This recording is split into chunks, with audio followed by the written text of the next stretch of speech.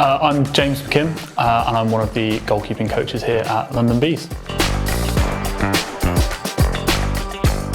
So in my role, I work with Michelle, who's one of the goalkeeping coaches, and basically our role is to primarily look after the keepers, give them specialist training during sessions, and then work with them when they're sort of integrated into the wider sessions with the rest of the squad. Hopefully develop the goalkeepers that we have here to continue to be better people, better athletes, better footballers, and help the team from that sort of specialist perspective. I think first impressions of the club when we arrived was just sort of a bit of awe, to be honest, at the facilities and the support that was available right across the club from all the backroom staff that sort of already existed here at the club, the infrastructure that was there, and then the access and facilities that we have sort of here at the Hive are fantastic. I don't think there's many teams at this level who have access to better pitches, to gyms, to facilities that we're able to get here. So we're really lucky and really privileged to have that. To now have our own sort of full changing room set up within the club as well, and have an end of the stadium that is for the Bees, I think it's fantastic. So yeah, I think first impressions were it's a real sort of step up and a real difference in the infrastructure and the backroom support that there was around the club. Yeah, it's been great, to be honest. It's been something I've been doing for.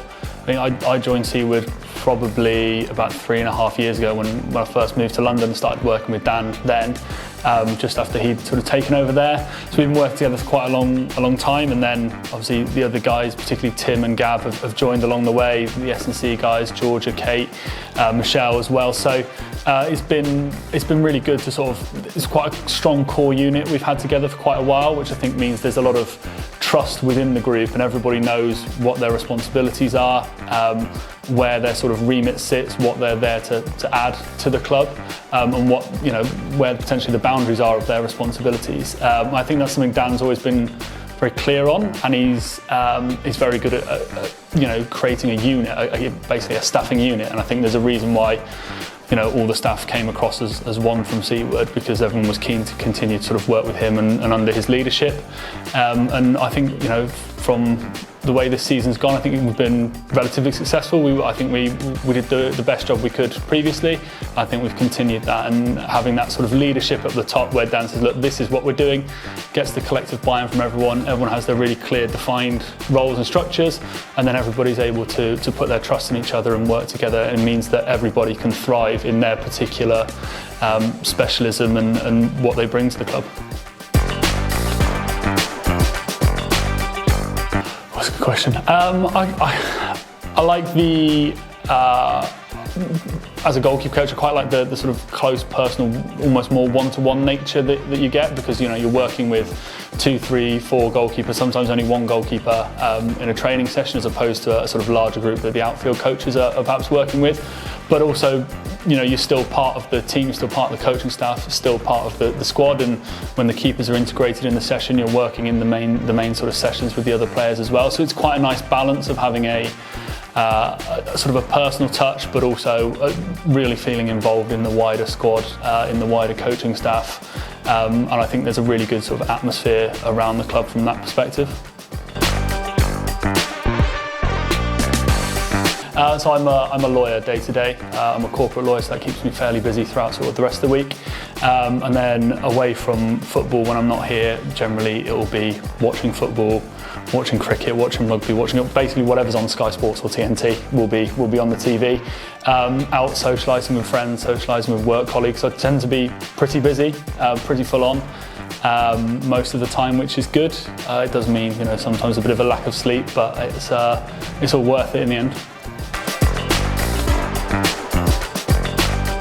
Yeah, so I'm normally not, away from football, not particularly superstitious, but I tend to be at football. When I used to play, I always used to get changed in the same order every game, and I think that's sort of carried into the coaching. So for away games, I always sit in the same seat on the bus when we're going, third seat on the right.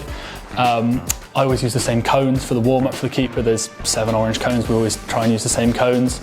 And I'll always, when we go along, high-five the bench before game. I always start at the far end and work back towards my seat. And those are sort of my 3 pre-match rituals that I try and get in every week, and it makes me feel slightly uncomfortable if we don't manage to get them in. So yeah, like I say, not superstitious away from football, but when it comes to football, I've got my little routines that help me to feel a bit more settled on a match day. And if that all goes right, then I feel much better about the game.